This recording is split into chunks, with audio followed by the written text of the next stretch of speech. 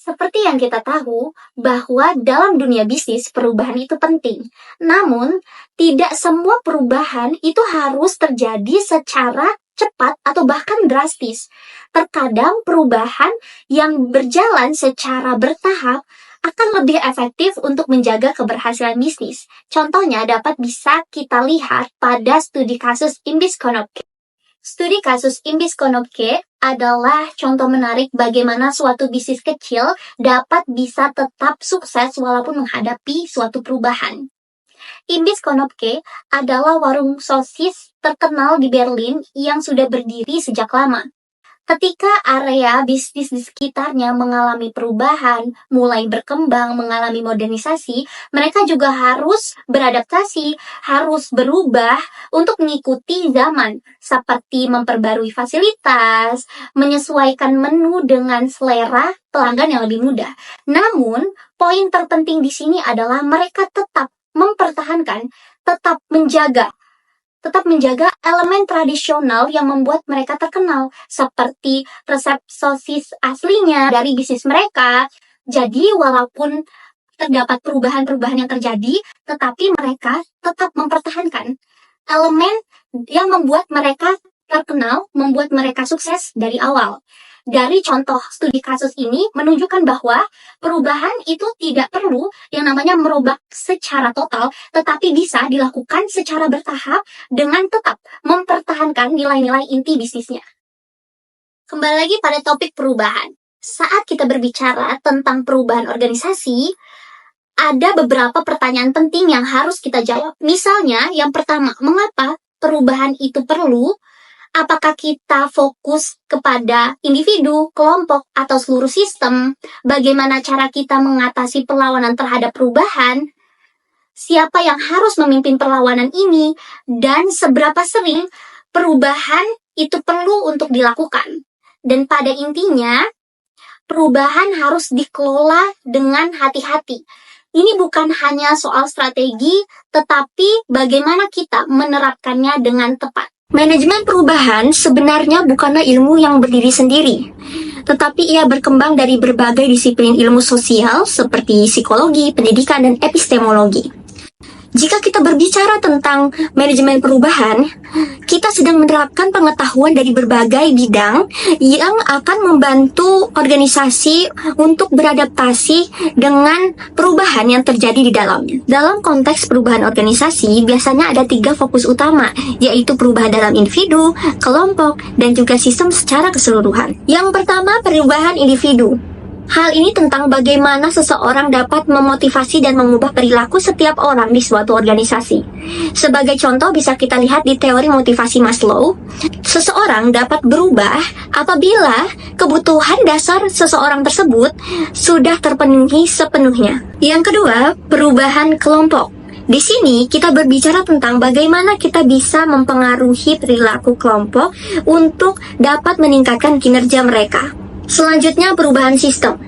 Fokusnya pada bagaimana semua bagian dalam organisasi saling terkait dan bagaimana perubahan yang terjadi di satu area memengaruhi yang lainnya.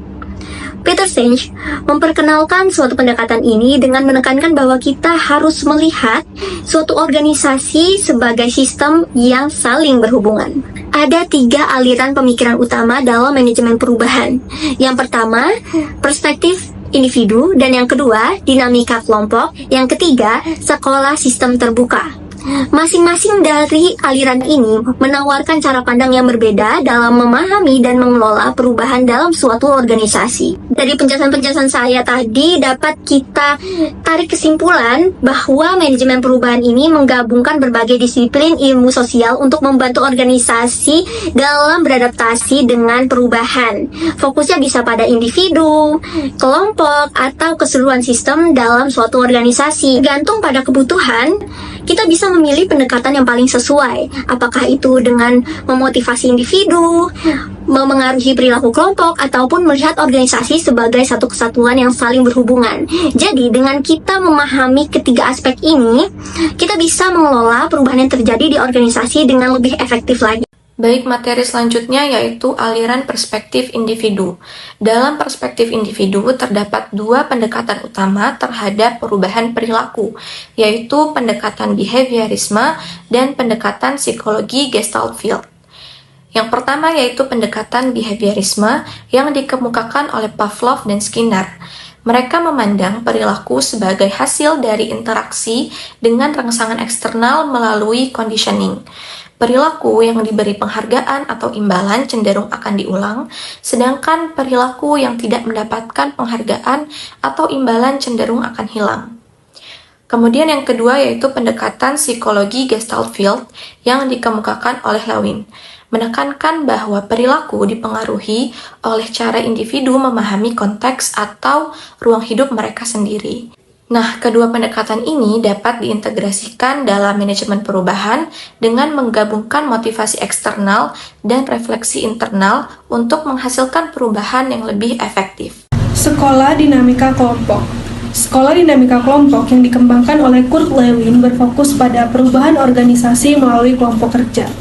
Lewin berpendapat bahwa perilaku individu dipengaruhi oleh kekuatan dalam kelompoknya dan lingkungan sekitar. Oleh karena itu, perubahan efektif harus ditunjukkan pada norma, peran, dan nilai sekolah dinamika kelompok. Norma dapat berupa aturan formal atau informal yang mempengaruhi tindakan anggota kelompok. Sementara, peran seringkali melibatkan berbagai tanggung jawab yang dapat menimbulkan konflik. Jika tidak didefinisikan dengan jelas, nilai kelompok yang sulit diidentifikasi mendasari prinsip-prinsip dasar perilaku. Pendekatan ini menekankan pentingnya pengembangan tim untuk meningkatkan efektivitas organisasi dengan mengubah nama peran dan nilai kelompok untuk mencapai perubahan yang berkelanjutan. Sekolah sistem terbuka. Pada pendekatan ini, sekolah sistem terbuka melihat organisasi sebagai sistem yang terdiri dari subsistem yang saling berinteraksi, baik secara internal maupun dengan lingkungan eksternal, di mana setiap perubahan dalam satu subsistem akan berdampak pada subsistem lainnya dan pada keseluruhan kinerja organisasi. Subsistem utama mencangkup tujuan dan nilai, teknologi, psikososial, dan manajerial. Pendekatan ini menekankan pentingnya koordinasi dan sinergi untuk mencapai tujuan bisnis secara keseluruhan. Meskipun mendapat kritik karena kompleksitasnya, pendekatan ini didukung oleh banyak ahli dan berfokus pada perubahan organisasi secara holistik, bukan hanya perubahan pada individu atau kelompok. Selanjutnya ada 3 faktor resistensi terhadap perubahan. Faktor pertama itu pandangan tradisional terhadap resistensi. Di sini, resistensi karyawan dianggap melekat, luas, tidak rasional, dan disfungsional. Pandangan tradisional juga sering dianggap sebagai penyebab utama kegagalan suatu perubahan. Faktor kedua itu ada resistensi konstruktif. Di sini, resistensi kadang menunjukkan bahwa perubahan yang diusulkan tidak tepat atau ilegal. Resistensi konstruktif juga menentang asumsi bahwa resistensi selalu salah dan berasal dari individu. Faktor ketiga itu ada pendekatan sistemik terhadap resistensi. Di sini, resistensi dapat muncul dari kekuatan dalam sistem organisasi, bukan hanya dari individu. Selanjutnya yaitu teori disonansi kognitif. Individu mengalami stres saat ada ketidaksesuaian antara sikap dan perilaku mereka. Mereka berusaha mengurangi disonansi tersebut yang dapat memicu resistensi. Selanjutnya, teori kedalaman intervensi. Tingkat partisipasi karyawan penting dalam mengelola dampak psikologis perubahan. Dan yang selanjutnya yaitu teori kontrak psikologis. Pelanggaran harapan tidak tertulis antara karyawan dan organisasi dapat memicu resistensi. Dan yang terakhir yaitu pendekatan holistik dalam mengelola perubahan.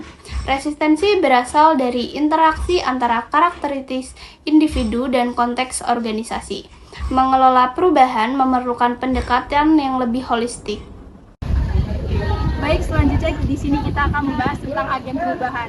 Di dalam suatu organisasi atau komunitas, kita pasti perlunya membutuhkan suatu kelompok atau orang, individu yang menjadi agen perubahan, yang memiliki tanggung jawab untuk perubahan di dalam komunitas atau organisasi tersebut.